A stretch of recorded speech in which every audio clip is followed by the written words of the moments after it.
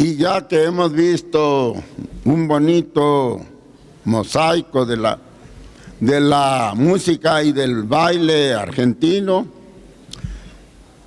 me acuerdo y me protegeré detrás de él del famosísimo poema, del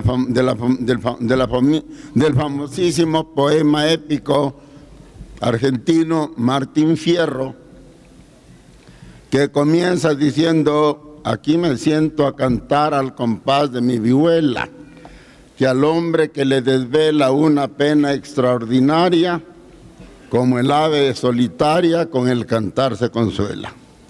Y a continuación se defiende diciendo: y aquellos que en esta historia sospechen que les doy palo, piensen que olvidar lo malo también es tener memoria. Aquellos que en mi discurso sientan que les doy palo, que por favor olviden lo malo, que también es tener memoria, dice Martín Fierro.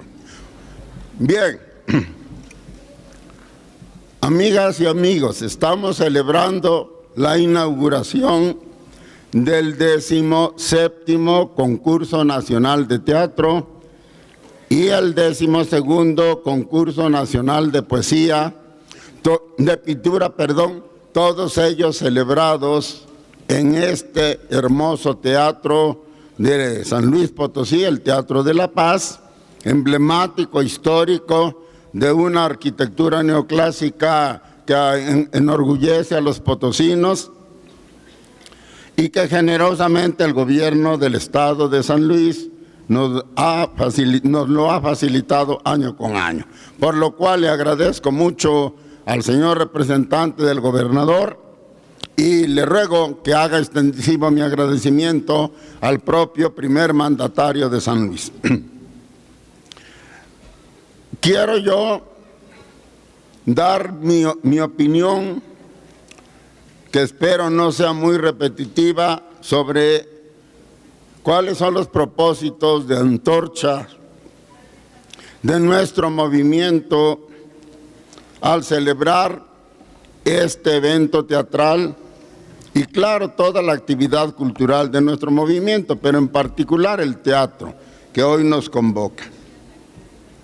En el mundo entero, bueno, en una buena parte del mundo, con excepción de algunos países muy importantes, claro, domina la economía capitalista en su forma más agresiva, en su forma liberal, que se basa en la empresa privada, en la inversión privada, como el eje de toda la vida económica de los pueblos, y en el mercado,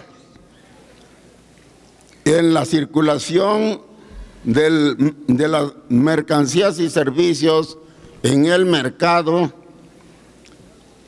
postulando además que lo sabio es dejar que el mercado opere sometido libremente a las propias leyes que gobiernan su funcionamiento sin la intervención de nadie y en particular sin la intervención del Estado.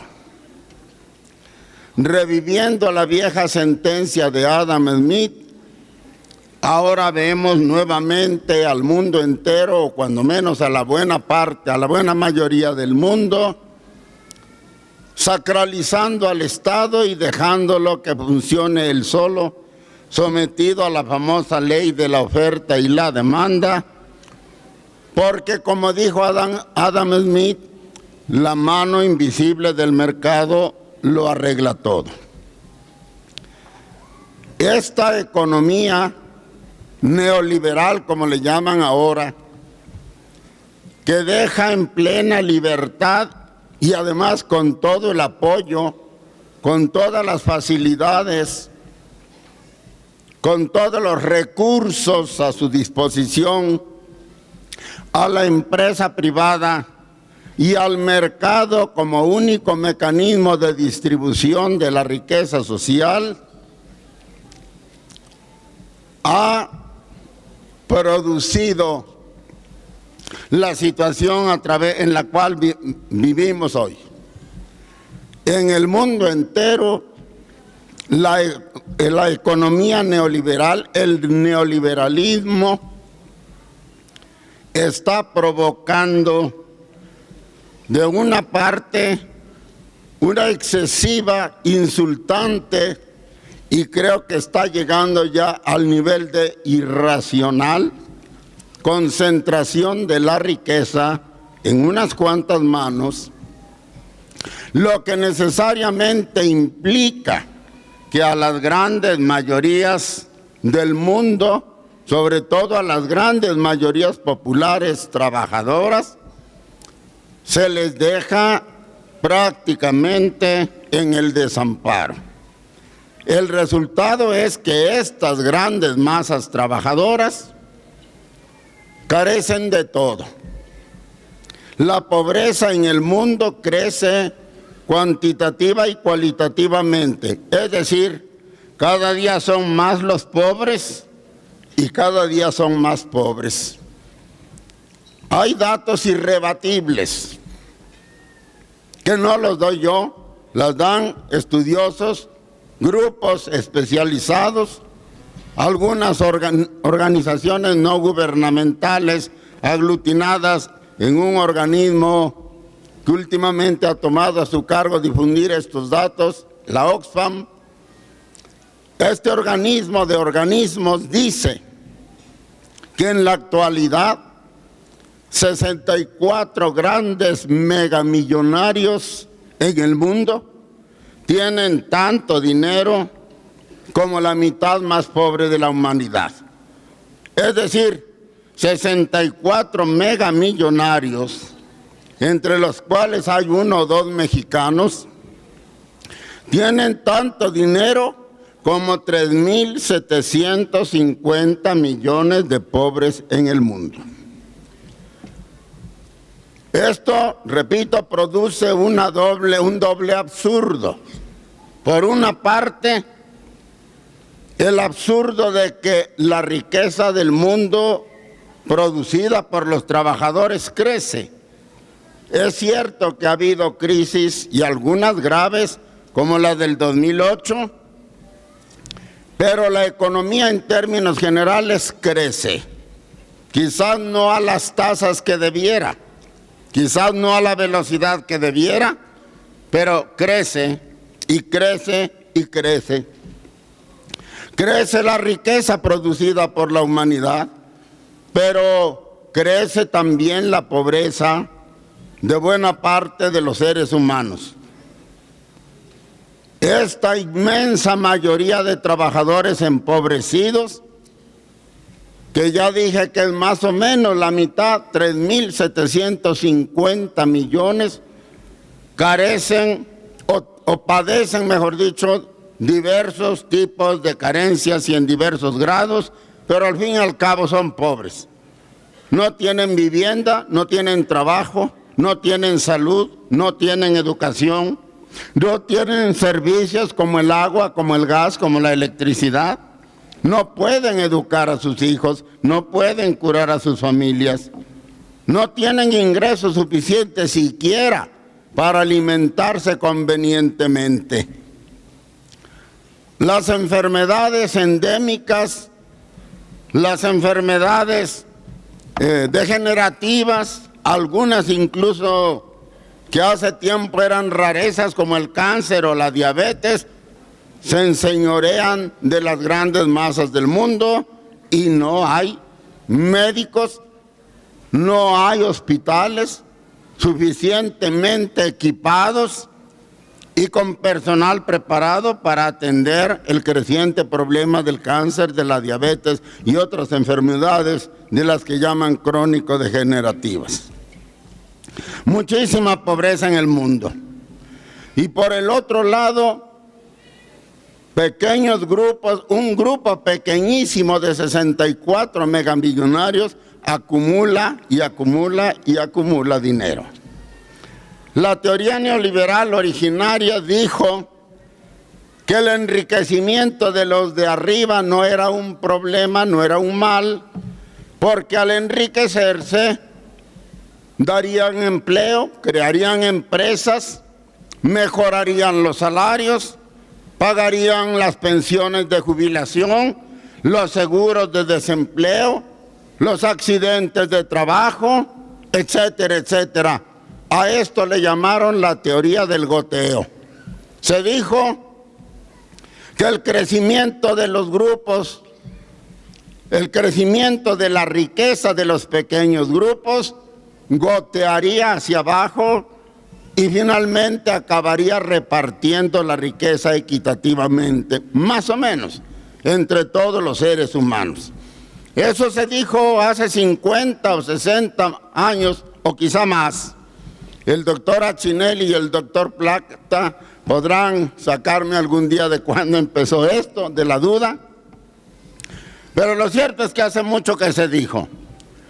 Han pasado muchos años, decenas de años, y la realidad ha desmentido radicalmente la teoría del goteo. Radicalmente. La riqueza se acumula, pero no gotea. No gotea, y esto hace que la pobreza, repito, crezca y crezca. Este es uno de los absurdos.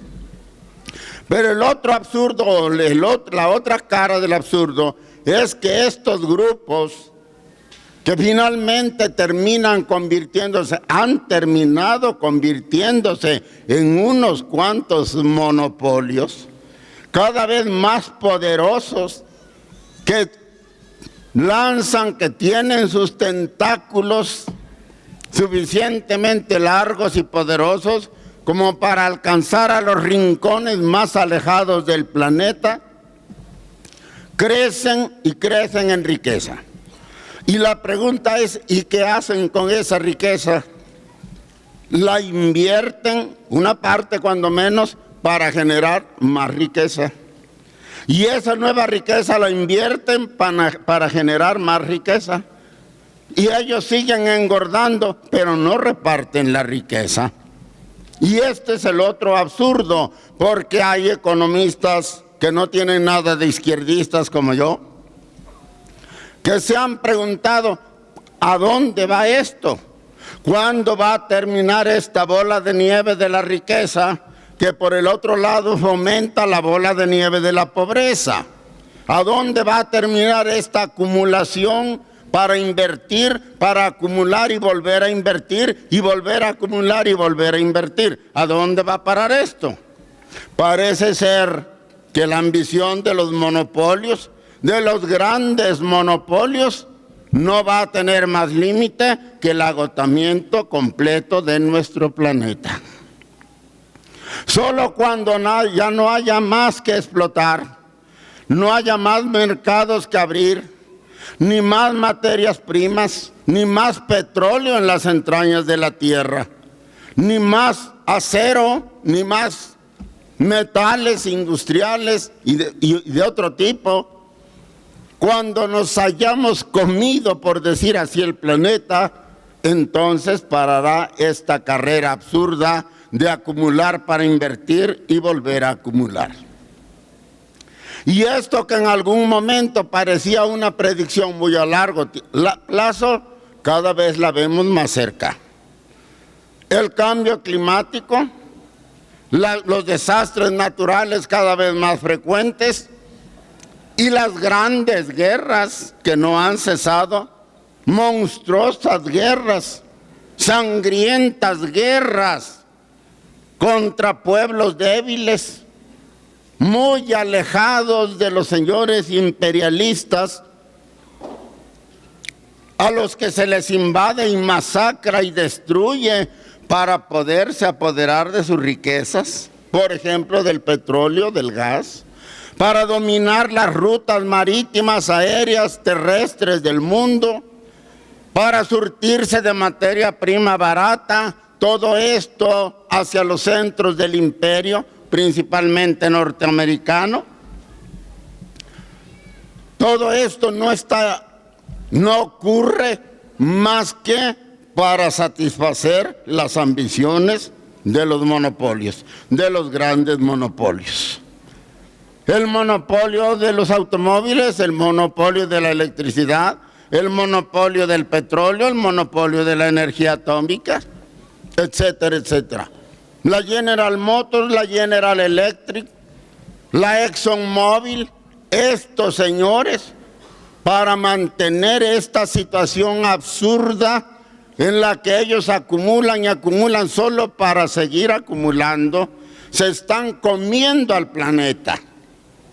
Están haciendo un uso irracional del planeta que es de todos nosotros, que es de toda la humanidad, porque nadie se los dio a ellos en herencia privada.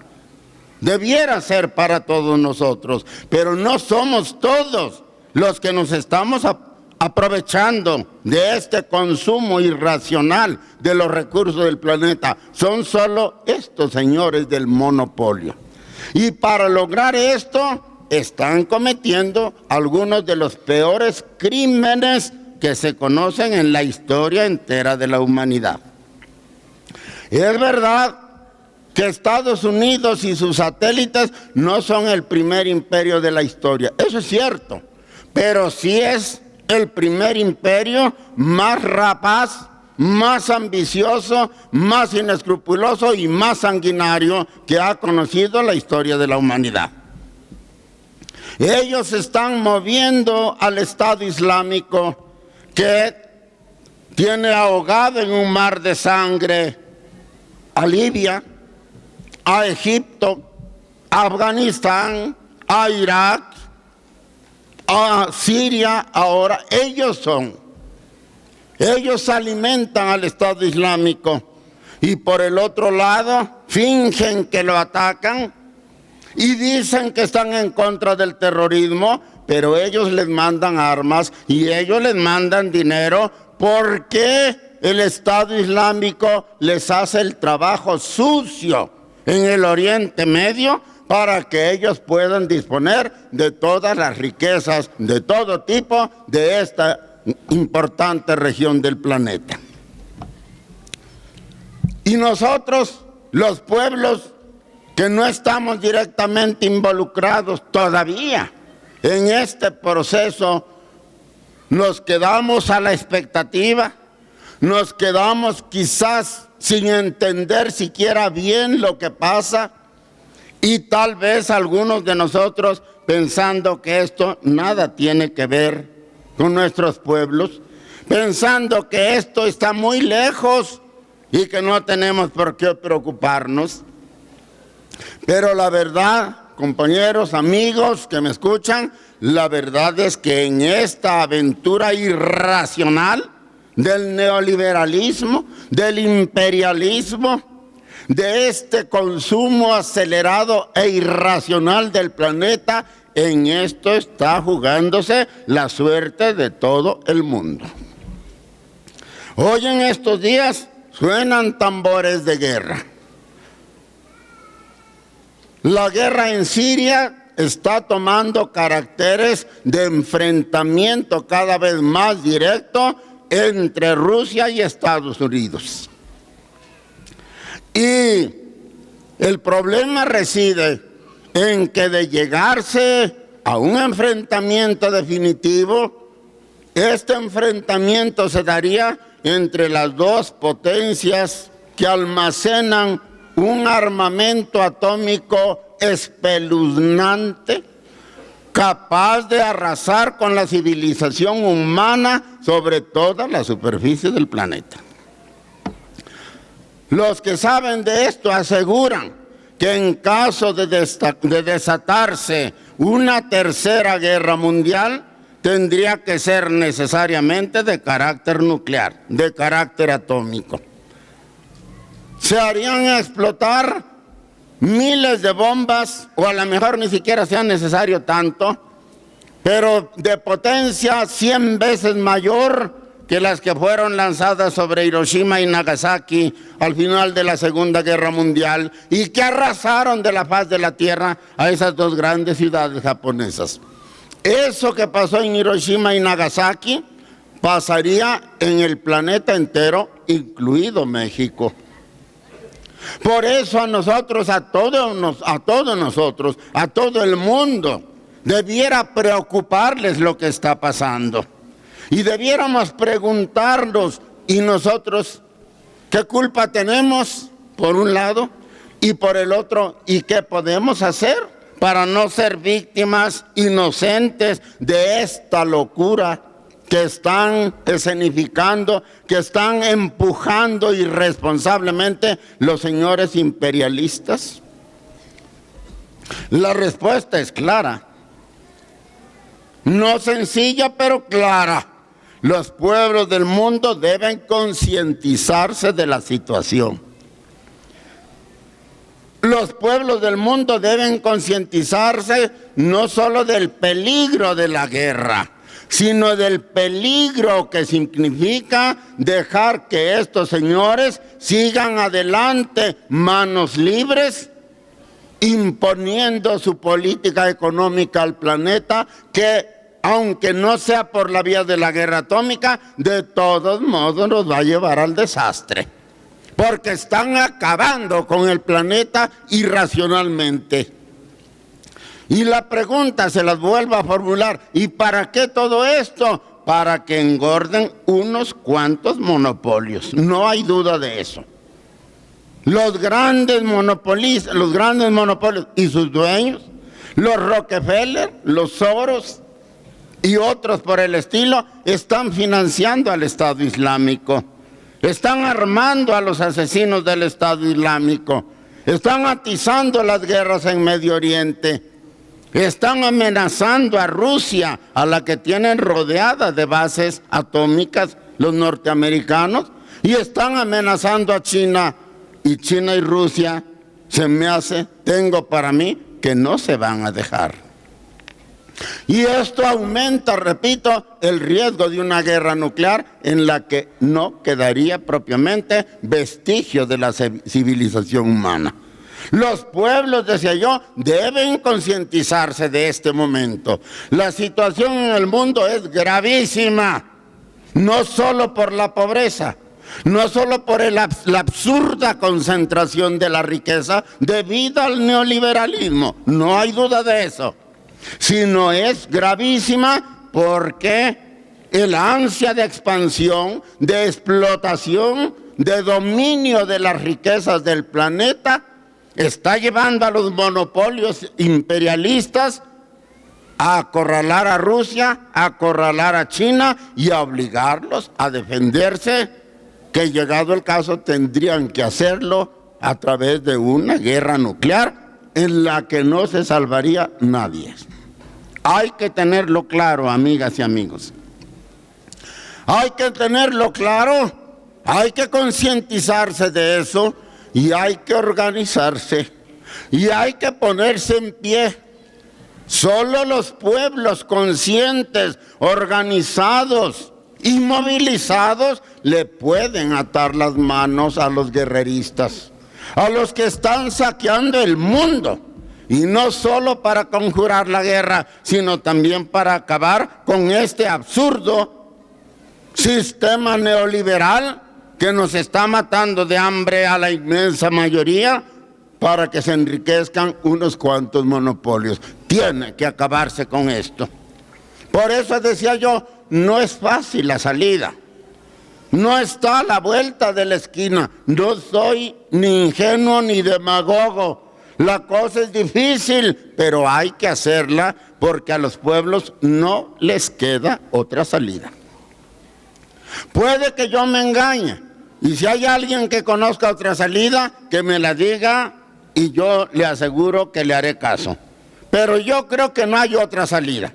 Si no se movilizan los pueblos del mundo, si no se organizan y se concientizan y despiertan y exigen que se modifique la política económica que se está implantando en buena parte del planeta, exigen que se reparta la riqueza, exigen que el consumo del planeta se reparta entre todos porque la tierra es de todos, y exigen que se paren las guerras de agresión. Si no hacemos esto, vamos a ser víctimas de esta política loca, besánica, sin deberla ni temerla, amigos y amigas.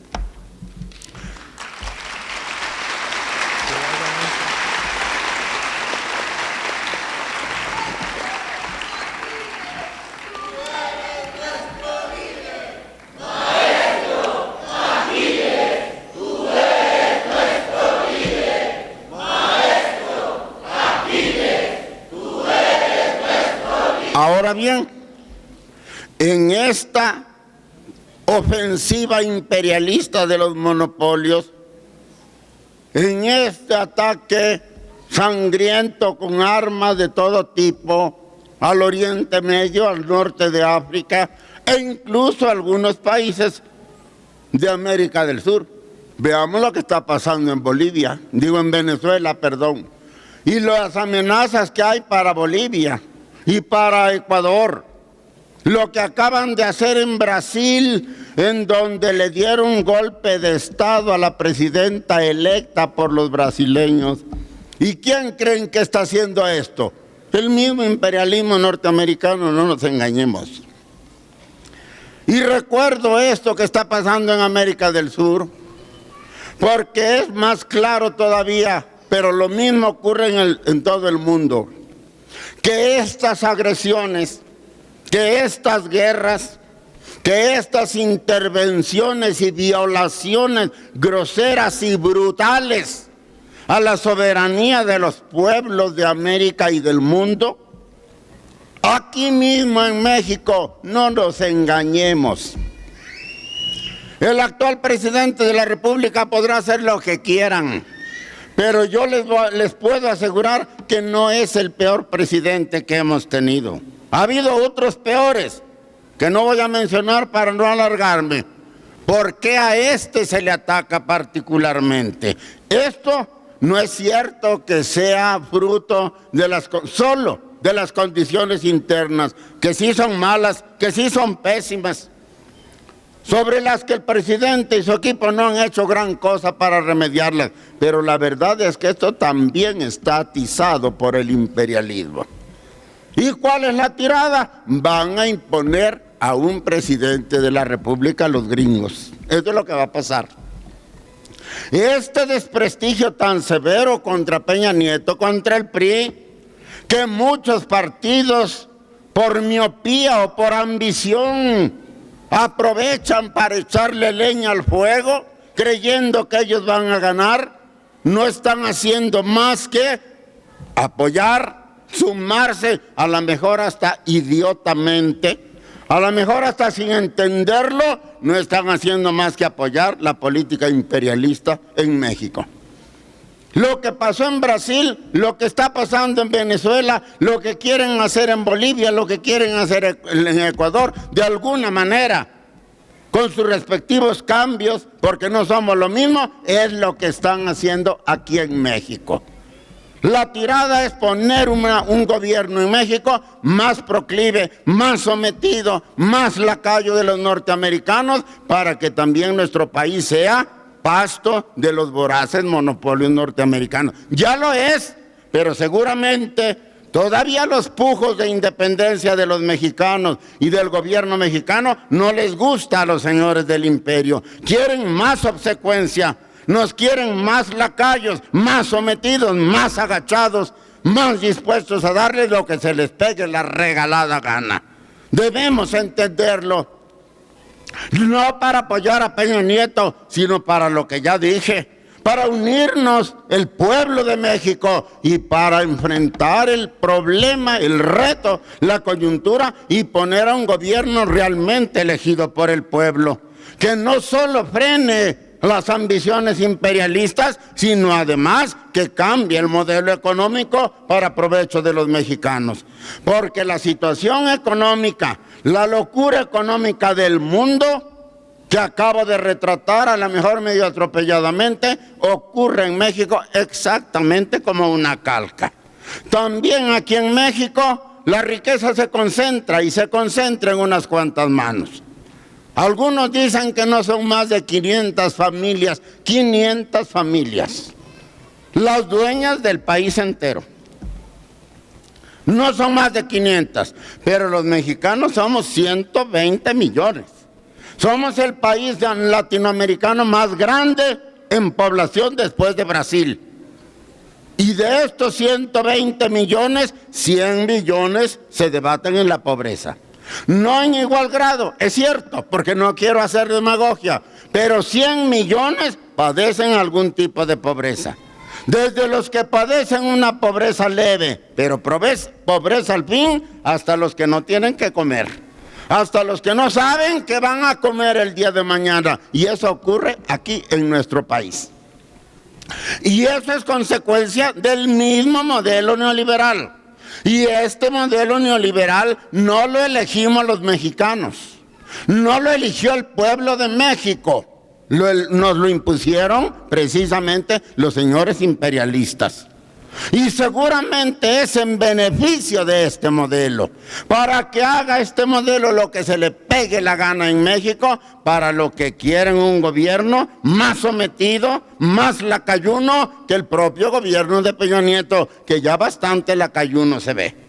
Así es que, decía yo, eso es lo que está pasando. Y hay que organizarse, y hay que ponerse en pie, y hay que aprender a luchar como se pueda y como se deba para parar ambas tendencias peligrosísimas por absurdas. El problema económico y el problema de la paz del mundo.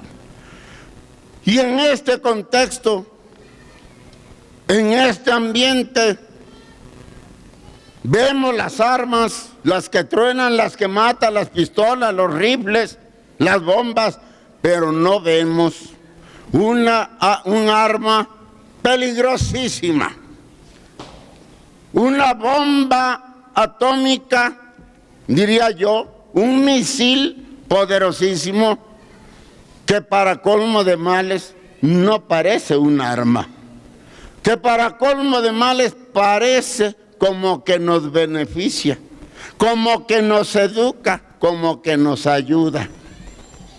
¿A qué arma me refiero? Al arma de los medios de comunicación, al arma mediática.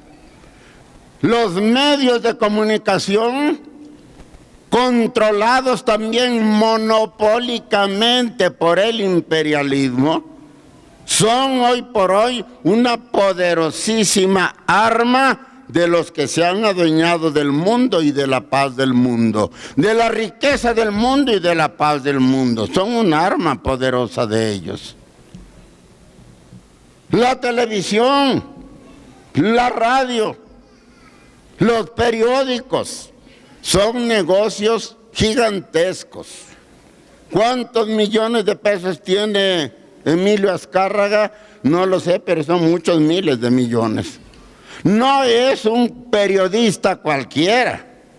¿Cuántos millones tiene Salinas Pliego? Tampoco lo sé, pero tampoco es un pordiosero. ¿De qué tamaño es la prensa nacional? El Excelsior, el Universal. ¿Cuánta inversión tienen? Cientos de millones, quizás miles de millones de pesos. También la prensa es un monopolio. También está en manos de los poderosos y por lo tanto al servicio de esos poderosos. Aquí en México no se nos dice la verdad sobre lo que pasa en Siria. Se nos dice que Bashar al-Assad, el presidente sirio, es un monstruo. Es un dictador que está matando, que está asesinando a su pueblo.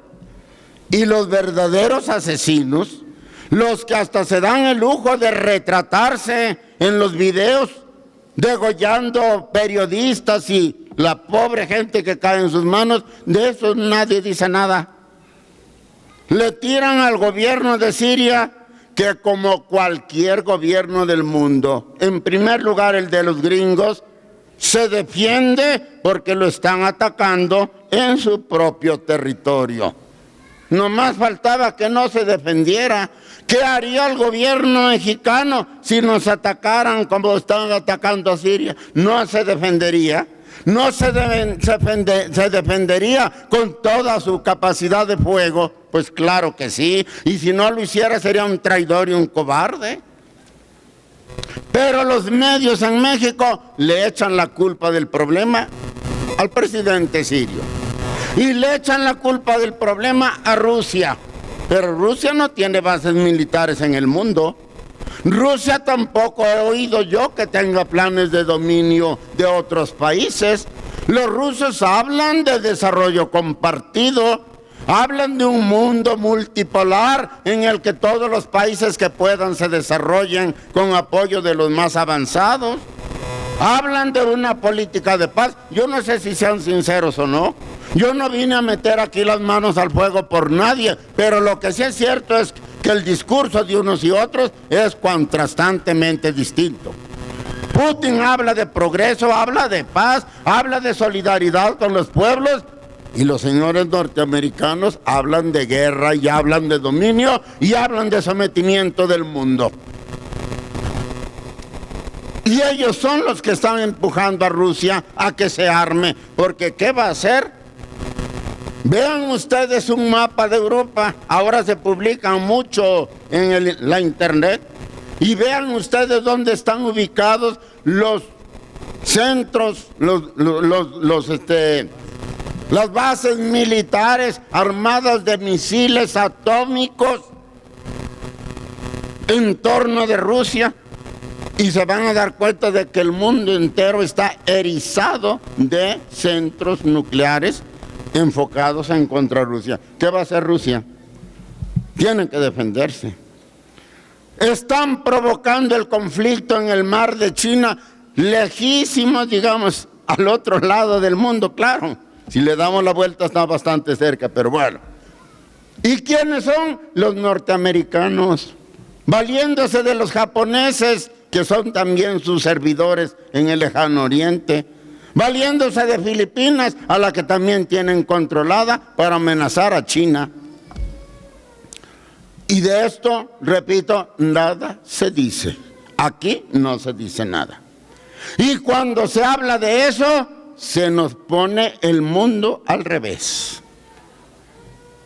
Se habla mal de Putin, se habla mal de Xi Jinping, el presidente chino, se habla como si fuera el diablo mismo del presidente de Corea del Norte. Pero ¿qué les hace el presidente de Corea del Norte? Que además es un pedacito de territorio. ¿Qué les hace? Y en cambio, repito, no se dice nada de lo que está pasando en Libia. Libia está hecha a pedazos. No hay gobierno, no hay nada de nada.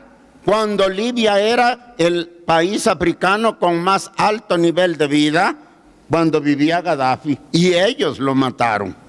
Los norteamericanos se metieron a Libia, destrozaron al gobierno y ahora tienen a Libia en un verdadero infierno. Y así tienen a Siria, pero vuelvo a reiterar, ¿y qué se nos dice a nosotros de eso? No se nos dice nada. Y así como se tergiversan las noticias del mundo, así se tergiversan las cosas en México. Así se habla de Peña Nieto, pero no se dice nada de los que han creado la situación de caos en México. Seamos sinceros, tiene más culpa en la situación actual, en el desmadre actual, porque es un desmadre, hablando francamente, que el que hay en el país. Tienen más culpa los grupos políticos o lo que sea, que protestan, que el propio gobierno, cuyo pecado quizás sea la inacción y nada más. Pero todo lo que ha hecho la coordinadora de Oaxaca, ¿qué? Todos lo sabemos, todos lo vemos. Toman carreteras, toman casetas, queman vehículos, asaltan oficinas, queman muebles, queman documentación. Una verdadera locura. ¿Y qué dicen los medios? Pues sí, dan allí la noticia y medio que como que fingen, pero no dicen nada. En cambio, yo oigo a todos los sabios politólogos que duro contra Peña Nieto y duro contra Peña Nieto. Es que el presidente tiene la culpa, es que no ha sabido manejar la situación, pero hasta allí se quedan. ¿Qué significaría manejar la situación? Yo digo, ¿qué es lo que no ha hecho? Y en cambio, ¿qué es lo que están haciendo esos señores? Ahora yo les digo una cosa, la deben de reflexionar. ¿Y para qué está haciendo todo eso la coordinadora? ¿Qué es lo que quiere la coordinadora? ¿Qué busca? Ellos dicen que están contra la reforma educativa. Puede ser. Pero yo les digo una cosa, todo el mundo sabe que la educación en México está tirada. Y digo todo el mundo literalmente. Esto se sabe en el mundo entero. Somos probablemente el país que tiene el peor sistema educativo de toda América Latina.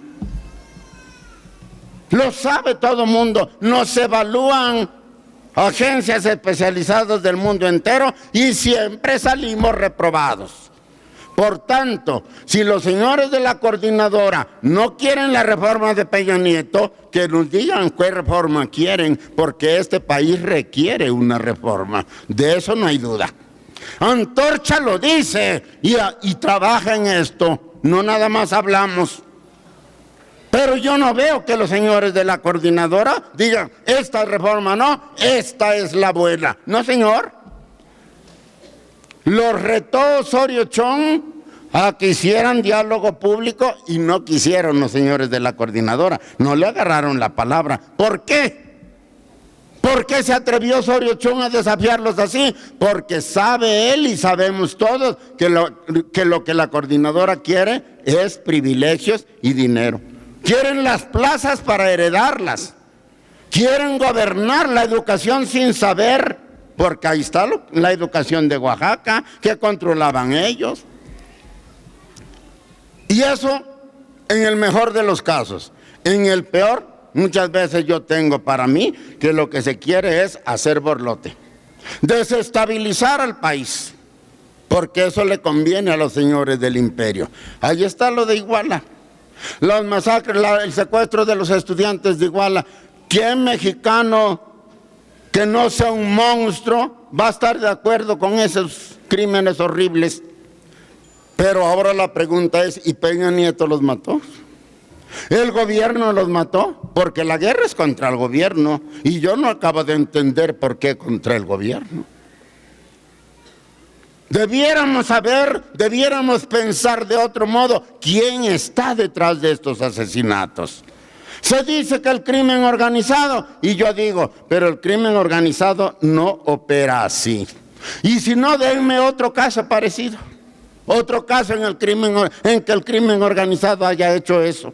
Matar a 43 estudiantes como si fuera una matanza de chivos, no lo hace así el crimen organizado.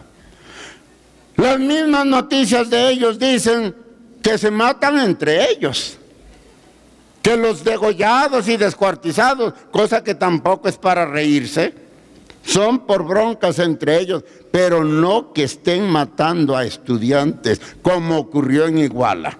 ¿Cuál es mi conclusión? Que ese asesinato de Iguala fue planeado precisamente para desestabilizar a Peña Nieto. Y los señores que andan haciendo borlote una y otra vez, yo pregunto, ¿y qué cosa quieren? ¿A dónde van? ¿Qué es lo que piden? Que les entreguen a los muertos, porque los piden, además dicen, vivos los llevaron, vivos los queremos, pero ¿cómo les van a devolver a vivos a los que ya están muertos? A ver, díganme. Yo quisiera ver una petición racional. A ver, indemnicen o hagan, pero los quieren vivos. ¿Quién se los va a poder devolver vivos? Ni Dios Padre. Entonces, ¿para qué tanto ruido? Pues para tener al país en inestabilidad.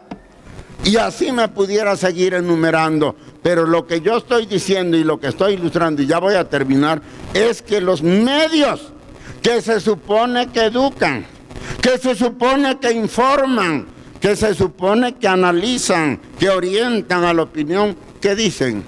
¿Qué dicen? Está claro lo que dicen, duro contra el gobierno, duro contra el gobierno. Y muchos han de estar de acuerdo, y yo en el alma también. Pero yo no dejo de ver que eso no beneficia al pueblo de México. Si la coordinadora propusiera una reforma educativa realmente superior, yo estaría con la coordinadora. Si los deudos de los asesinatos de Iguala pidieran algo concebible y concedible, yo estaría con ellos. Pero yo no puedo estar con quienes combaten la reforma, pero no proponen nada.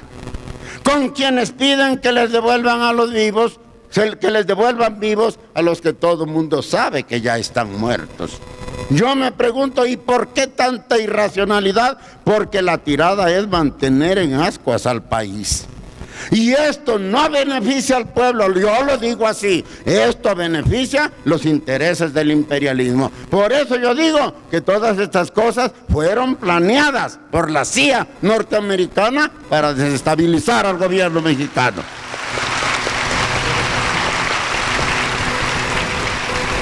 Y resulta que los mexicanos no nos damos cuenta, no lo entendemos y estamos echándole leña al fuego para beneficiar a nuestros verdugos del norte. Y esto en buena medida también se lo debemos a la manipulación que hace la prensa de la realidad mexicana y de la realidad mundial. Y aquí entra la importancia del trabajo cultural de Antorcha. Aquí entra la importancia cultural de Antorcha. Aquí se liga mi rollo con el teatro y con el evento de hoy. ¿Para qué hacemos esto, compañeros? ¿Cuál es el sentido profundo, verdaderamente trascendental, diría yo, histórico, de lo que hace Antorcha? No más pura vanidad de decir, somos los únicos. No más la pura vanidad de decir somos buenos haciendo teatro, o bailando, o declamando, o cantando. No, señores, eso no serviría, no valdría la pena. La tirada de Antorcha es clara.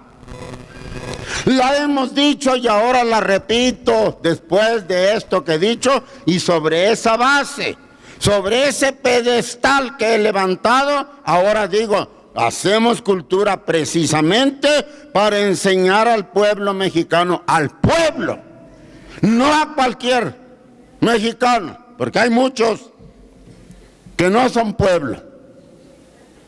Para enseñar al pueblo, al que manipulan, al que engañan, al que explotan, al que humillan, al que reprimen, para enseñarlo a pensar, para enseñarlo a razonar, para que cuando la televisión le diga mentiras, la gente diga, ese señor de la televisión es un mentiroso.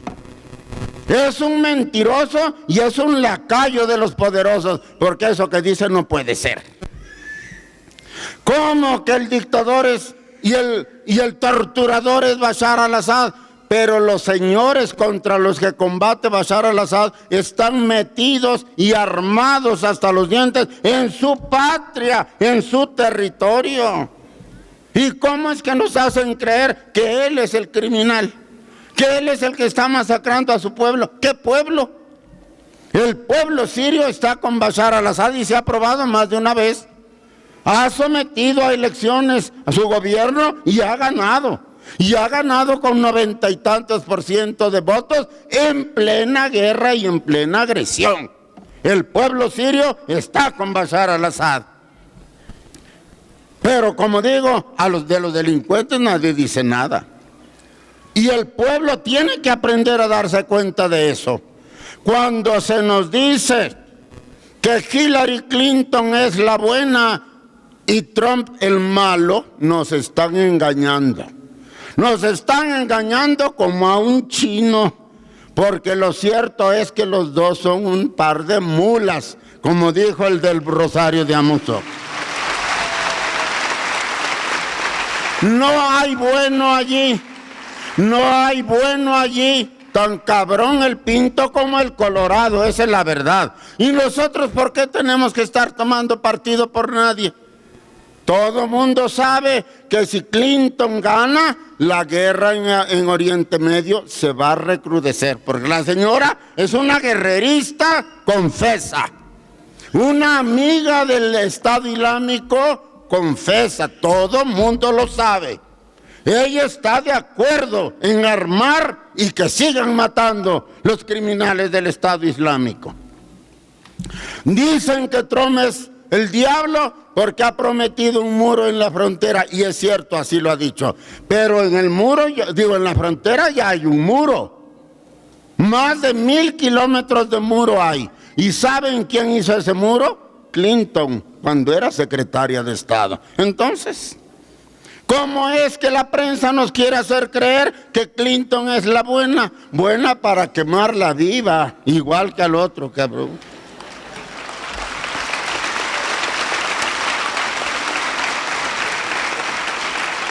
Doy solo ejemplos muy gordos, pero pudiéramos descender hasta detalles ínfimos para probar que se nos manipula, y además de una manera sutil, de una manera venenosa. Nos están envenenando, pero el problema es que el veneno parece alimento. El problema es que el veneno parece dulce y nos lo tragamos enterito. Nos lo presentan a través de telenovelas, y ahí están las señoras llorando lágrima viva frente a la telenovela. Además de que la novela dice puras mamadas que no educan a nadie. Además de eso, entre pausa y pausa, puro veneno, pura propaganda. Pagamos por ver la televisión, pero en realidad la usan ellos para vendernos lo que se les pegue la gana. Desde cigarros hasta automóviles de lujo, sas y sas, compra, compra, compra. Consume, consume, consume. Se rasgan las vestiduras contra la prostitución infantil, pero ustedes vean lo que hacen ellos con las mujeres en la televisión.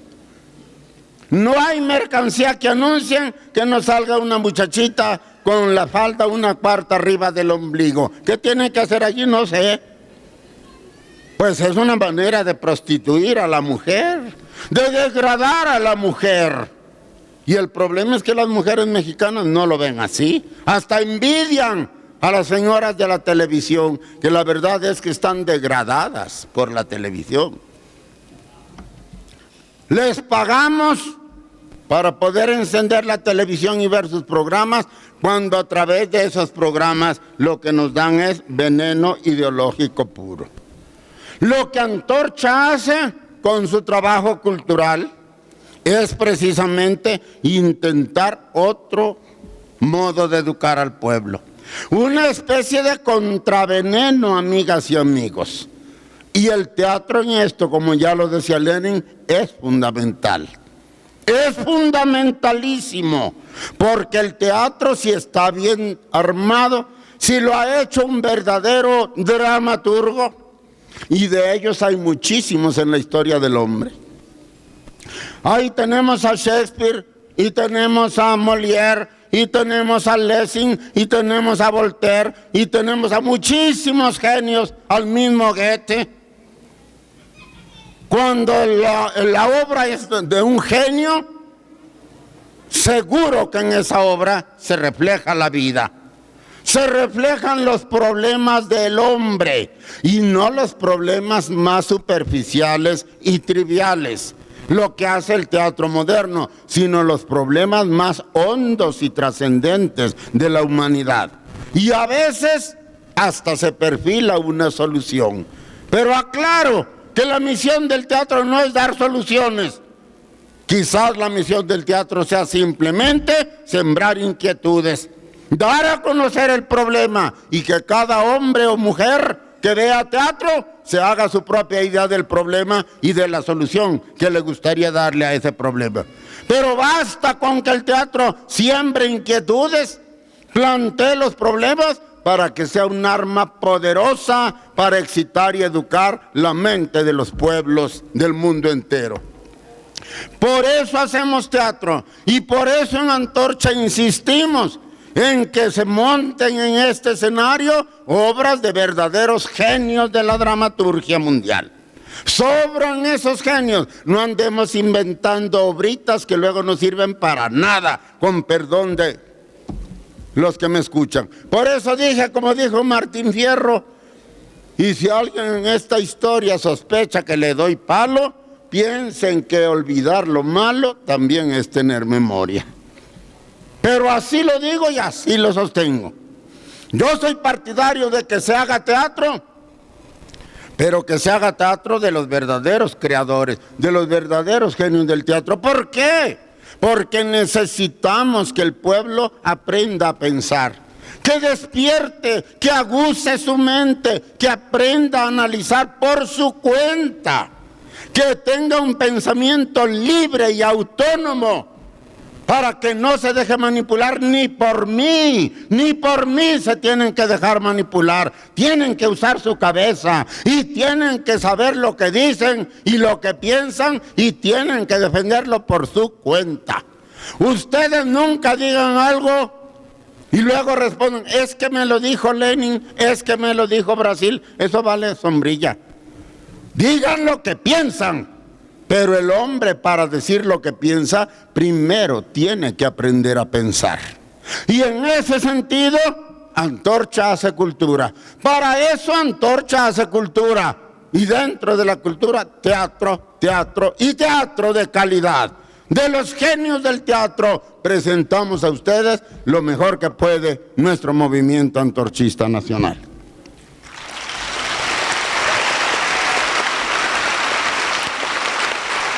Termino. Agradezco de todo corazón a los antorchistas potosinos presentes en este recinto y también a los que no vinieron por alguna razón.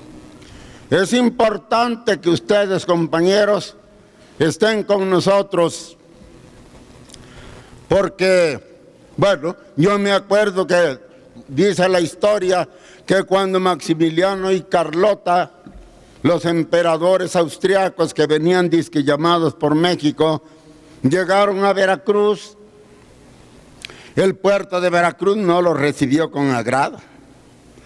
Veracruz era un estado muy liberal, el puerto era muy liberal, muy juarista, y tuvieron que bajarse en medio de un sepulcral silencio de los veracruzanos.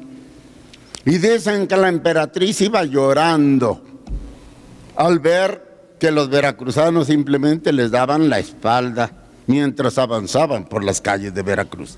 Se medio repusieron del golpe en Córdoba, donde sí los recibieron con arcos y flores, pero en el puerto no. Lo recuerdo ahora porque digo, eso nos pasaría a nosotros con nuestro teatrito si ustedes no vinieran y si no nos aplaudieran. ¿Cómo nos sentiríamos? Pues como la emperatriz Carlota, como que andábamos pisando terrenos ajenos, como que andábamos de intrusos indeseables en donde nadie nos había llamado. La presencia de ustedes, el cariño de ustedes y el calor de ustedes a mí me llena de satisfacción y me llena de seguridad de que estamos entre hermanos y de que estamos haciendo bien las cosas. Muchas gracias, compañeros. Muchas gracias, antorchistas potosinos. Felicito al abogado Lenin, líder de ustedes, por el excelente trabajo que ha hecho y que hace cada año para preparar este evento teatral. Pero no bastaría eso para arrancarme una felicitación si Lenin se dedicara solo a organizar eventos teatrales. Él hace algo mucho más importante, organizarlos a ustedes para que nos levantemos como pueblo unido y consciente contra el neoliberalismo y contra la guerra, contra la mentira de los medios, como Don Quijote, contra la mentira, contra la verdad, contra todo lo que nos llena de basura el cerebro. Y Lenin ha tenido un gran éxito organizando a los potosinos. Próximamente acudiremos a un evento en el que promete juntar 100,000 potosinos, 100,000 potosinos.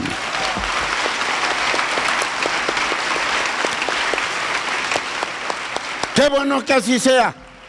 A mí eso me llena el alma de alegría y de calor. Mucho trabajo, como dijo él, es cierto, pero las cosas que valen la pena tienen que costar trabajo. Qué bueno que así sea. Y mi última reflexión es, y los que sí vienen a estos eventos, traten de ponerles atención, compañeros. Traten de entender, traten de asimilar. Y si tienen dudas, pregúntenle a sus líderes cuál es el mensaje de la obra de teatro que ven. Porque todo esto que dije vendría a resumirse en un redondo cero si al final de cuentas ustedes se fueran de aquí sin haber cambiado, aunque sea un poco, gracias a las obras de teatro que van a mirar. Uno ve lo que vale la pena ver, uno entiende lo que vale la pena entender, uno estudia, uno escucha lo que vale la pena estudiar o escuchar, y eso se tiene que reflejar en un cambio de cada uno de nosotros. Cuando vemos cosas grandes, valiosas, como una obra de teatro que valga la pena, espiritualmente nos elevamos un poco. Espiritualmente damos un paso hacia adelante, hacia las alturas, hacia donde deben estar los verdaderos hombres y mujeres pensantes de este tiempo y de este país, como este país y este tiempo los necesita. Por eso los invito a que vean las obras con interés, con tenacidad, porque a veces se vuelven difíciles y cuesta trabajo seguirlas, pero hay que hacer el esfuerzo porque solo así puede cosecharse lo bueno que pueden llevar las obras. Si no es así, todo lo que hayamos hecho para organizar las cosas bien va a resultar valiendo un puritito y redondo cero. Que no sea así, que todos nos vayamos mejor que como llegamos, es mi deseo y mi felicitación a los organizadores del evento. Muchas gracias.